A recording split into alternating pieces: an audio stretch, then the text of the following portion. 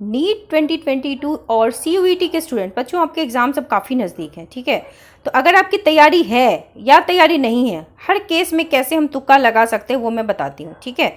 अगर मान लो मैं एक एग्जांपल ले रही हूँ जिसमें किसी एग्ज़ाम में अगर 100 क्वेश्चन हो तो कैसे पैटर्न होगा। तो आप क्या करो, आप अपने अपने एग्ज़ाम में जितने क्वेश्चन है उस हिसाब से इसको लगा लोगे।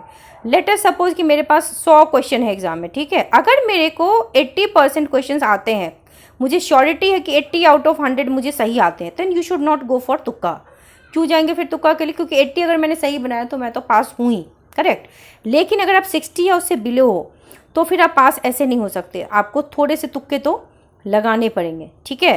तो आम तौर पे होता क्या है, जनरली बच्चे जो तुक्का लगाते हैं उसका पहला तरीका होता है कि रैंडम तुक्का मार देते हैं, किसी में ए, किसी में बी, किसी में सी, किसी में डी, ठीक है। या कुछ बच्चे क्या करते हैं, ए ही लगा दिया पूरे पेपर में, ठीक है। या तीसरा तरीका बच्चे ये ऑप्ट करते हैं कि एक सीरीज पैटर्न बना लेते हैं, जैसे मान लो क्वेश्चन नंबर 1 में ए, 2 में बी, 3 में सी, 4 में डी लगा दिया, तो मेरा एक पैटर्न हो गया ABCD।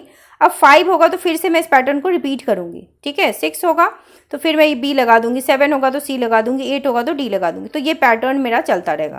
तो इस तरीके से हम तुक्का यूजुअली लगाते हैं। अब मैं आपको बताऊंगी कि अच्छे तरीके से हम थॉटफुल माइंड से तुक्का कैसे लगाएं कि हम पास हो जाएं।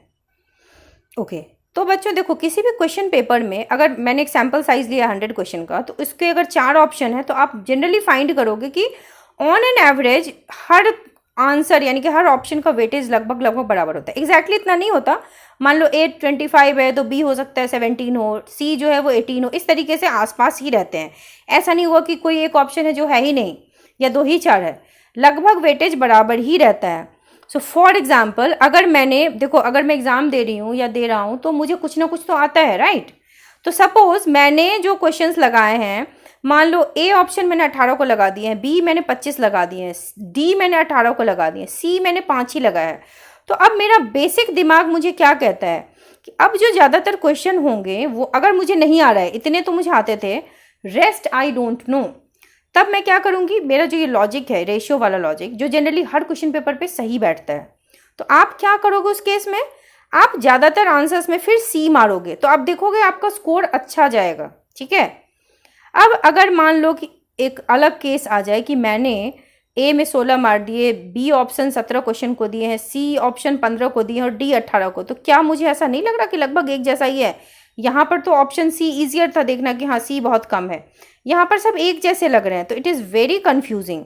तो अब यहाँ पे मैं क्या कर सकती हूँ, मैं एक ग्रुप बना लूँ 3-3 का, ठीक है। अब यानी कि अब A B C D सबके कुछ ना कुछ ऑप्शंस हैं जो मुझे देने पड़ेंगे। तो मान लो कि मेरे पास अगर 4 क्वेश्चन है तो पहले 3 को मैं A लगा दूँ, फिर अगले 3 को फिर मैं B, फिर अगले 3 को C और फिर अगले 3 को D। इस 3-3 का इसलिए क्योंकि लगातार जो एक जैसा ऑप्शन होता है ना A या B, वो 3 से ज़्यादा आपको नहीं देखने को मिलेगा, ठीक है। 4 नहीं होते, जनरली देखोगे 2 या 3 ही क्वेश्चन होते हैं जो लगातार A हैं या लगातार B हैं। तो इसीलिए हम जो सीरीज़ बनाएंगे अपना सैम्पल साइज वो 3 से ज़्यादा का नहीं बनाएंगे, ठीक है।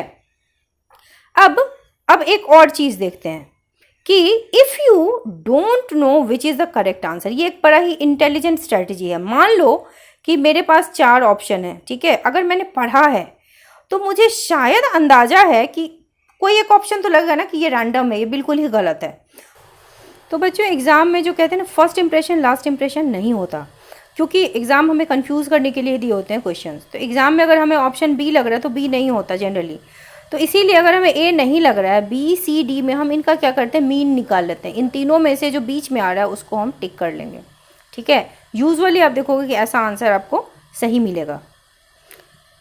सिमिलरली अगर मान लो मुझे B आंसर लग रहा है कि बिल्कुल गलत है, तो A C D में मुझे जो बीच का लगेगा C, उसे मैं टिक कर लूँगी। A B C D में अगर C लग रहा है कि ये गलत है तो फिर मैं B टिक कर लूँगी, राइट। और अगर D गलत लगेगा तो भी B टिक कर लूँगी। तो इस तरीके से मैं तुक्का अगर लगाऊँ एक प्लानिंग के साथ तो मैं अच्छा स्कोर कर सकती हूँ। वैसे तुक्का हमें तभी लगाना चाहिए जब हमें आंसर्स ठीक से नहीं आते हैं। अगर मैंने वही बताया कि अगर आप 80 से ज़्यादा जानते हो या 80 तक जानते हो देन डोंट यूज़ दिस तुक्का, ठीक है। So all the very best to all student. I hope आपको ये वीडियो अच्छा लगा हो। अगर पसंद आए तो please do like share and subscribe the channel.